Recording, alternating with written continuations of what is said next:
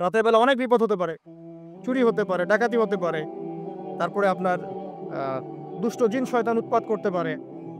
এছাড়া আপনার জাদুবিদ্যার কাজ হয় রাত্রেবেলা, মানুষ এগুলো করতে পারে, কুফরি কালাম করতে পারে, ক্ষতিকর প্রাণী আপনাকে কামড় দিতে পারে, অনেক কিছু হতে পারে। আপনি তো ঘুমের মধ্যে আছেন, আপনি জানেন না কি হচ্ছে। অতএব আয়াতুল কুরসি পড়বেন, ইনশাআল্লাহ আল্লাহ পাক আপনাকে হেফাজত করবে ইনশাআল্লাহ তাআলা। প্রথম কাজ কি? এশার নামাজের পরে কি করবেন? ঘুমিয়ে যান। এখন এশার নামাজের পরে যদি খাবার খান, তারপরে কিছুক্ষণ পড়াশোনা করে হাঁটাহাঁটি করে ঘুমাবেন, কারণ খাবার খাওয়ার সাথে সাথেই বিছানায় যাওয়া উচিত নয়। আর যদি এশার নামাজের আগেই রাতের খাবার খেতে পারেন তাহলে সবচেয়ে বেশি ভালো হয়। এটাই সুন্নহসম্মত। এশার নামাজের আগেই রাতের খাবার খেয়ে ফেলা, মাগরিব থেকে এশার মধ্যেই রাতের খাবার খেয়ে ফেলা, তারপরে মসজিদে এসে নামাজ পড়ে বাসায় গিয়ে ঘুমানো, এটা সবচেয়ে বেস্ট। বলেন তো আমাদের কোনো ফিকির আছে? আমরা সবাই ঘুমাই কয়টায়? হয় একটায়, না দুইটায়, না তিনটায়, ম্যাক্সিমাম এখনকার। আমি যে বিষয়টা নিয়ে কথা বলছি এটা খুবই কঠিন। ৯টা থেকে ১০টার মধ্যে বা ১১টার মধ্যে ঘুমাতে হবে, এটা খুবই কঠিন বিষয় এখনকার জেনারেশনের কাছে। এর জন্য প্রথম যে কাজটা সেটা হলো রাত্রেবেলা স্মার্টফোন আর চালানো যাবে। এশার নামাজ শেষ, ফোন একদম ডয়ারে লক করে রাখতে হবে, কিছু করার নাই। এটা না করতে পারলে আপনি ঘুমাতে পারবেন না, ঘুমাতে পারবেনই না। এবং এরপর দিনে আসছি, তখন বলছি দিনে কিছু কাজ আছে, দিনের কাজগুলো যদি আমরা ঠিকঠাক মতো করি তাহলে রাতে তাড়াতাড়ি ঘুম আসবে ইনশাআল্লাহ। যদি না করি তাহলে ঘুম আসবে না। এখন ঘুমানোর আগে কি করবেন? ঘুমানোর আগে আপনি প্রথমত পড়বেন আয়াতুল কুরসি। আয়াতুল কুরসি কোনটা? আল্লাহু লা ইলাহা ইল্লা হুয়াল হাইয়ুল কাইয়্যুম লা তা'খুযুহু সিনাতুন ওয়া লা নাওম, এখান থেকে লাহু মা ফিস সামাওয়াতি ওয়া মা ফিল আরদি মান যাল্লাযী ইয়াশফা'ু ইনদাহু ইল্লা বিইذনিহি ইয়া'লামু মা বাইনা আইদিহিম ওয়া মা খালফাহুম ওয়া লা ইউহীতুনা বিশাইইন মিন ইলমিহি ইল্লা বিমা শা'a ওয়াসি'a কুরসিয়্যুহুস সামাওয়াতি ওয়াল আরদ ওয়া লা ইয়াউদুহু হিফযুহুমা ওয়া হুয়াল আলিয়্যুল আযীম। সূরা বাকারার আয়াত নাম্বার 255। সূরা বাকারার আয়াত নাম্বার 255 হচ্ছে আয়াতুল কুরসি। ঘুমানোর আগে আয়াতুল কুরসি পড়বেন বিছানায় গিয়ে। তারপরে সূরা বাকারার শেষের ৩টা আয়াত পড়বেন। সূরা বাকারার শেষের ৩টা আয়াত, লিল্লাহি মা ফিস সামাওয়াতি ওয়া মা ফিল আরদ, এখান থেকে শুরু করে ফানসুরনা আলাল কওমিল কাফিরিন পর্যন্ত এই শেষের ৩টা আয়াত অবশ্যই পড়বেন। ঘুমানোর আগে যে ব্যক্তি আয়াতুল কুরসি পড়বে, আল্লাহর পক্ষ থেকে একজন ফেরেশতা তার কাছে থাকবে সারা রাত। এই ফেরেশতা ওই ব্যক্তিকে পাহারা দেবে ইনশাআল্লাহ, কোনো বিপদ আপদ তাকে স্পর্শ করবে না ইনশাআল্লাহ তাআলা। আর সূরা বাকারার শেষের ৩টা আয়াত কেন পড়বেন? কারণ নবী সাল্লাল্লাহু আলাইহি ওয়াসাল্লাম বলেছেন, রাতের বেলা সূরা বাকারার ৩টা আয়াত যে ব্যক্তি পড়বে, সারা রাত যদি আপনি নফল নামাজ পড়তেন যে নেকি হতো, এই ৩ আয়াত পড়ার মাধ্যমে সেই নেকি হয়ে যাবে ইনশাআল্লাহ। ঠিক আছে? সারা রাত ধরে নফল নামাজ পড়া কি কষ্টকর না? এতে সবচেয়ে সহজ হচ্ছে আপনার সূরা বাকারার শেষের ৩টা আয়াত পড়বেন, ঘুমিয়ে যাবেন ইনশাআল্লাহ। সারা রাতের নেকি আপনার আমলনামায় লেখা হবে। এগুলো শুধু বললেই হবে না আর শুনলেই হবে না, আমল করতে হবে কবে থেকে? ইনশাআল্লাহ আজকে থেকে। আল্লাহ পাক সবাইকে আমল করার তৌফিক দান করুন, আমিন। এরপর কি করবেন? এরপর ৩ কুল পড়বেন। কয় কুল? ৩ কুল। কোনটাকে ৩ কুল বলে? বিসমিল্লাহির রহমানির রহিম, কুল হুয়াল্লাহু আহাদ, এটা একটা। কুল আউযু বিরাব্বিল ফালাক, এটা একটা। কুল আউযু বিরাব্বিন নাস, এটা একটা। এই ৩টা সূরা কার মুখস্থ নাই? এমন কেউ কি আছে যে এই 3টা সূরা মুখস্থ নাই? আছে? যদি থাকে তার গলায় দড়ি দেওয়া উচিত।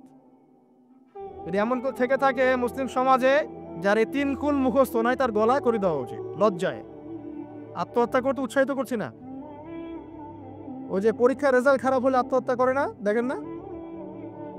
তারও আগে তো তোমার লটকানো উচিত ছিল এই জন্য যে তুমি 3 কুলই পড়তে পারো না। মুসলিম সমাজে বড় হয়ে মুসলিম পরিবারে জন্মগ্রহণ করে 3 কুল যে পড়তে পারে না, তার কি দরকার আছে বেঁচে থাকার? কোন মুখ নিয়ে আল্লাহর সামনে দাঁড়াবেন? কোন মুখ নিয়ে নবী সাল্লাল্লাহু আলাইহি ওয়াসাল্লামের সামনে যাবে? ইয়া রাসূলুল্লাহ, আপনার উপরে পুরো 30 পারা কোরআন নাযিল হয়েছিল, আমি 3 কুলি মুখস্থ করতে পারি নাই, আমার জন্য সুপারিশ করেন। এই কথা কোন মুখ নিয়ে বলতে যাবে? তবে কোরআন একটা কিতাব, আলহামদুলিল্লাহ। একজন হিরোইন খোরও দেখবেন সূরা ফাতিহা পড়তে পারে, তাই না? একজন হিরোইন খোরকেও দেখবেন সূরা ফাতিহা বলতে পারে। কোরআনের মুজিজা, সবার মনের মধ্যে আল্লাহ পাক কোরআন ঢুকিয়ে দিবেন। তবে চেষ্টা থাকতে হবে না? চেষ্টা করতে হবে। বাচ্চাদেরকে শেখান, বাচ্চাদেরকে লাড়ে লাপ্পা না শিখিয়ে বাচ্চাদেরকে ভালো কিছু শেখান। নাহলে এইসব সন্তানরা, এইসব যুবক যুবতীরা বড় হয়ে যে ফিল্ম স্টারদের পিছনে দৌড়াবে, পর্ন স্টারদের পিছনে দৌড়াবেন। বিদেশ থেকে কোনো মেয়ে যদি বাংলাদেশে আসে নাচতে, এদেরকে দেখতে টিকিট কাটতে যাবে 12,000 15,000 টাকা দিয়ে। সুসন্তান মানুষ করে যান, কুলাঙ্গার প্রজন্ম জন্ম দিয়ে কি দরকার? এর চেয়ে বাচ্চা নেওয়ারই দরকার নাই। যদি বাচ্চার কাছে এভাবেই মানুষ করবেন তাহলে নেয়ারই দরকার নাই ভাই। বন্ধা থাকেন, বিয়েই করার দরকার নেই আপনার। বাচ্চা তো মানুষ করতে পারছেন না। আল্লাহ পাক আমাদেরকে বোঝার তৌফিক দেন। 3 কুল পরে ঘুমাবেন। 3 কুলের মধ্যে একটা সূরা ইখলাস, একটা সূরা ফালাক, একটা সূরা নাস। কি হবে এটা পড়লে? নবী সাল্লাল্লাহু আলাইহি ওয়াসাল্লাম বলছেন দৃশ্য বা অদৃশ্যের, মানে যা দেখা যায়, যা দেখা যায় না, এই দৃশ্য অদৃশ্যের জগতের কোনো ক্ষতি তাকে স্পর্শ করবে না। প্রোটেকশন আল্লাহর পক্ষ থেকে, প্রোটেকশন। আর এটা যখন রাতে পড়বেন তখন এভাবে পড়বেন। একবার সূরা ইখলাস, কুল হুয়াল্লাহু আহাদ, তারপর সূরা ফালাক, কুল আউযু বিরাব্বিল ফালাক, তারপর সূরা নাস, কুল আউযু বিরাব্বিন নাস করে দুই হাত একত্রিত করে ফু দিবেন। দিয়ে মাথা থেকে নিয়ে এভাবে, পুরো মাথা থেকে নিয়ে পুরো বডি এভাবে মাসাজ করবেন, এভাবে। ঠিক আছে? এটা 3 বার করবেন, একবার না। একবার করবেন, আরেকবার 3 বার। এরপরে পড়বেন সূরা কাফিরুন। কোন সূরা? কুল ইয়া আইয়ুহাল কাফিরুন লা আ'বুদু মা তা'বুদ। এই সূরাটা পড়বেন লাকুম দীনুকুম ওয়ালিয়া দীন পর্যন্ত। কি হবে? আল্লাহর রাসূল সাল্লাল্লাহু আলাইহি ওয়াসাল্লাম বলছেন যে রাতের বেলা ঘুমানোর আগে কেউ যদি সূরা কাফিরুন তেলাওয়াত করে ঘুমিয়ে যায়, আল্লাহ পাক ওই ব্যক্তিকে শিরকের পাপ থেকে মুক্ত রাখবে ইনশাআল্লাহ। আমি অনেক লেকচারে বলেছি, আবার বলছি যে যত মানুষ জাহান্নামে যাবে, হাজারে যে 999 জন মানুষই জাহান্নামে যাবে, তাদের আমলনামার মূল পাপটা হচ্ছে শিরক। কথা বুঝতে পারছেন? এই যে হাজারে যে পুরো 99% মানুষ জাহান্নামে যাচ্ছে, এটা তো হাদিস। তার মধ্যে যারা জাহান্নামে যাবে তাদের আমলনামায় সবচেয়ে কমন যে পাপটা থাকবে সেটা হলো কি? শিরকের পাপ। কারণ শিরক ছাড়া আল্লাহ পাক যে কোনো পাপ তওবা করলেই যাকে ইচ্ছা মাফ করে দিতে পারেন। শিরকরত অবস্থায় কোনো মানুষ যদি মারা যায় তাহলে সে ব্যক্তি জাহান্নামে যাবে, এটাই চূড়ান্ত। ইল্লা মাশাআল্লাহ।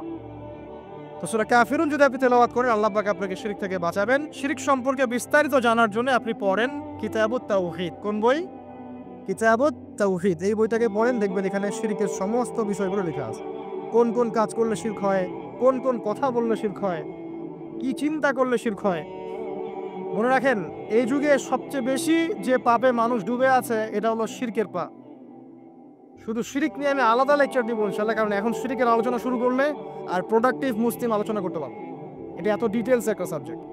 মনে রাখবেন, শিরক চিন্তায় হয়, কথায় হয় এবং কাজে হয়। এই 3 শ্রেণীর শিরকের বিস্তারিত বিবরণ দেওয়া আছে কিতাবুত তাওহীদ নামের একটা বই। বাজারে কিনতে পাওয়া যায়, পড়ে দেখবেন। আর কি? রাতের বেলা শোয়ার আগে পড়বেন 33 বার সুবহানাল্লাহ, 33 বার আলহামদুলিল্লাহ এবং 34 বার আল্লাহু আকবার। আল্লাহর পক্ষ থেকে আপনার শরীরে শক্তি আসবে। এটা যারা নিয়মিত আমল করে, আল্লাহর পক্ষ থেকে তাদের শরীরে শক্তি আসে। হ্যাঁ, কারণ এইটা রাসূল সাল্লাল্লাহু আলাইহি ওয়াসাল্লাম কাকে শিখিয়ে দিয়েছেন? তার মেয়ে ফাতিমা রাদিয়াল্লাহু আনহাকে। ফাতিমা রাদিয়াল্লাহু আনহা এবং আলী রাদিয়াল্লাহু আনহু, তারা দুজন গিয়েছেন আল্লাহ রাসূলের দরবারে, গিয়ে বলেছেন আমাদেরকে একজন দাসী বা দাস দিন। বাসার অনেক কাজ আমরা করতে পারি না, লাগে না কাজের মানুষ? নবী সাল্লাল্লাহু আলাইহি ওয়াসাল্লাম বলছেন যে আমি কি তোমাদেরকে এমন কিছু শিখিয়ে দিব যেটা তোমাদের এই দাস দাসীর অভাব পূরণ করে দিবে? প্রয়োজন হবে না? অবশ্যই শিখিয়ে দিন। তখন নবীজি শিখালেন সাল্লাল্লাহু আলাইহি ওয়াসাল্লাম যে ঘুমানোর আগে 33 বার সুবহানাল্লাহ পড়বে, 33 বার আলহামদুলিল্লাহ এবং 34 বার আল্লাহু আকবার। তোমাদের দাস দাসীর প্রয়োজন হবে না ইনশাআল্লাহ। তোর ব্যাখ্যায় অনেক ওলামায়ে কেরাম বলেছেন যে এটা নিয়মিত আমল করতে থাকলে রোগ ব্যাধি কম হয়, শরীরে শক্তি আসে, এনার্জি বাড়ে, আপনি নিজের কাজ নিজেই করতে পারবেন ইনশাআল্লাহ। আসুন সামনে যাই। এরকম ঘুমানোর আরো বেশ কিছু আমল আছে, আমি অল্প কয়েকটা বললাম, এগুলোই করা শুরু করেন, আল্লাহ তৌফিক দান করুন। আর যদি পড়েন ওযু করে ঘুমাতে পারলে আরো বেশি ভালো হয়। এবার আপনি ঘুমাচ্ছেন ডান কাত হয়ে, কি পড়বেন এই সময়? আল্লাহুম্মা বিসমিকা আমুতু ওয়া আহইয়া। আলহামদুলিল্লাহ, দোয়া সবার ব্যবস্থা আছে। এবার ঘুমান। এই যে ঘুমাচ্ছেন আপনি 3 ঘন্টা বা 4.5 ঘন্টা বা 6 ঘন্টা, আপনার এই পুরো ঘুমটা হবে ইবাদত ইনশাআল্লাহ তাআলা। এবং পবিত্র অবস্থায় ঘুমানোর অভ্যাস করতে থাকলে আল্লাহর পক্ষ থেকে আপনি সত্য স্বপ্ন দেখতে পারেন। এখনকার সায়েন্স এগুলো বিশ্বাস করে না, আর এই সায়েন্সকে নিয়ে আমার কোনো মাথা ব্যথাও নাই। কারণ এই আজকে একটা কথা বলে কালকে একটা কথা বলে, ঠিক আছে? তো আল্লাহর পক্ষ থেকে আপনি সত্য স্বপ্ন দেখতে পারেন। ইউসুফ আলাইহিস সালাম জেলখানায় বন্দী, সূরা ইউসুফ পড়ে দেখেন। তখন কয়েদিদের মধ্যে দুজন স্বপ্ন দেখেছে। একজন স্বপ্ন দেখছে তার মাথার উপরে রুটি, উপর থেকে পাখি এটা ঠোকরে কি করছে, খেয়ে নিয়ে চলে যাচ্ছে। আরেকজন স্বপ্ন দেখেছে যে সে শরাব পান করাচ্ছে একজনকে, আছে না সূরা ইউসুফে? তো ইউসুফ আলাইহিস সালাম বললেন যে যার মাথা থেকে পাখি ঠোকরে খেয়ে নিচ্ছে খাবার, তাকে শুলদণ্ড দেওয়া হবে, আর যে শরাব পান করাচ্ছে সে অতি শীঘ্রই মুক্ত হয়ে যাবে, জেল থেকে ছাড়া পেয়ে যাবে। কয়দিন পর তাই হলো। এই যে স্বপ্ন যারা দেখেছে এরা কি মুসলিম? এই স্বপ্ন যারা দেখেছে এরা কিন্তু মুসলিম না। ইউসুফ আলাইহিস সালাম মুসলিম, তিনি আল্লাহর নবী, তিনি স্বপ্নের ব্যাখ্যা করছেন, কিন্তু এখানে একজন অমুসলিমের স্বপ্ন সত্য হয়েছে। একজন অমুসলিমকে আল্লাহ পাক স্বপ্ন দেখাতে পারেন, দলিল আছে কোরআনে। সত্য স্বপ্ন বলে একটা বিষয় আছে, যেটার জন্য অবশ্যই আল্লাহর পক্ষ থেকে নূর দরকার, স্বচ্ছ একটা মন দরকার, কলবুন সালিম দরকার, বেশি বেশি আমল দরকার, হ্যাঁ, আধ্যাত্মিকত্ব দরকার, আল্লাহর মারিফত দরকার। তারপরে ইনশাল্লাহ সত্য স্বপ্নের প্রশ্ন আসবে। সারাদিন টিভি দেখে, গান সিরিয়াল দেখে, গালিগালাজ করে, গীবত তহমত করে, খোঁচাখুচি করে, চুলাচুলি করে, এদের সাথে সত্য স্বপ্নের কি সম্পর্ক? এটা কিন্তু শয়তান স্বপ্ন দেখা হয়। কথা বুঝতে পারছেন না? ফজরের নামাজের পরে নবী সাল্লাল্লাহু আলাইহি ওয়াসাল্লাম বসে থাকতেন, সাহাবীরা তাকে বলতেন কে কোন স্বপ্ন দেখেছে, তিনি বলতেন, এবং তিনি স্বপ্নের ব্যাখ্যা ইন্টারপ্রিটেশন করতেন যে এটা এটা এটা এমন, এটা এমন। এমনকি এই যে আপনার উহুদের যুদ্ধের আগের রাতে অনেক সাহাবী স্বপ্ন দেখেছেন, এবং পরের দিন দেখবেন উহুদের দিনে অনেক সাহাবী শহীদ হয়েছে। তো যাই হোক, ওইদিকে আমি যাচ্ছি না। তো এই যে ঘুমটা আপনি ঘুমাচ্ছেন, ইনশাআল্লাহ আপনার ঘুমটা কি হচ্ছে? ইবাদত হচ্ছে না? আলহামদুলিল্লাহ। আলেম যারা, তাদের ঘুমও ইবাদত। যারা যে মুসলিম, মুমিন, মুত্তাকি, আলেম, তাদের ঘুমগুলো কি ইবাদত। এবং ঘুমান শেষ, ঘুমের মধ্যে যদি দুঃস্বপ্ন দেখেন, তাহলে আপনি বাম দিকে 3 বার থুতু ফেলবেন, ফেলে আউযু বিল্লাহি মিনাশ শাইতানির রাজিম পড়বেন, পরে পাশ পরিবর্তন করে আবার ঘুমাবেন। এটা হয় না ঘুমের মধ্যে অনেক সময়? অনেকে বোবা ধরে, শ্বাস নিতে পারে না। এগুলো এজন্যই হয় কারণ তারা ঘুমানোর আগের জিকির আজগারগুলো করে না। নিয়মিত করলে এগুলো সমস্যা ইনশাল্লাহ হবে না। আপনি নিজের ভালো নিজেই বোঝেন, হুজুরের কাছে দৌড়ানোর দরকার নেই এত বেশি। নিজের বাচ্চাকে নিয়ে এত দৌড়ানো, এই কবিরাজ, ওই কবিরাজ, ওইখানে তাবিজ, এত দরকার নাই তো। নিজের আমল নিজে করেন, দেখবেন আপনি আল্লাহ পাকের পক্ষ থেকে নিরাপত্তার মধ্যে আছেন ইনশাআল্লাহ। আল্লাহ তৌফিক দান করুন। এরপরে ঘুম থেকে উঠলেন, চেষ্টা করব আমরা ঘুম থেকে ওঠার কয়টার সময়? 5টায় যদি ফজরের নামাজ হয়, বা 4:30টায় যদি ফজরের নামাজ হয়, মিনিমাম 4টায় উঠতে হবে। কয়টায়? 4টায়। এই জন্য যদি অ্যালার্ম দেন ঘড়িতে, অ্যালার্ম দিবেন প্রত্যেক 1.5 ঘন্টা পর পর। মনে করেন যে আপনি 1.5 ঘন্টা ঘুমাতে চাচ্ছেন, তাহলে 1.5 ঘন্টা পরে অ্যালার্ম সেট করবেন, অথবা 3 ঘন্টা পর, অথবা 4.5 ঘন্টা, অথবা 6 ঘন্টা। মানে 1.5 ঘন্টার গুণিতক দিয়ে আপনি অ্যালার্ম সেট করবেন, দেখবেন উঠতে পারবেন খুবই ইজিলি। এতে 1.5 ঘন্টায় আপনার ঘুমের সার্কেলটা পূর্ণ হয়। একটা ঘুমের সার্কেল পূর্ণ হতে আমাদের মাথায় তো রেস্টের দরকার আছে, এটা পূর্ণ হতে 1.5 ঘন্টার মতো সময় লেগে যায়। তো এটা একটা ট্রিক বললাম আপনাদেরকে, আপনি করতে পারেন, উপকৃত হবেন ইনশাআল্লাহ। তো ফজরের নামাজের মিনিমাম আধা ঘন্টা আগে আমাদেরকে ওঠার অভ্যাস করতে হবে। এই যে ঘুমটা ভাঙলো, ভাঙার সাথে সাথে কি করব?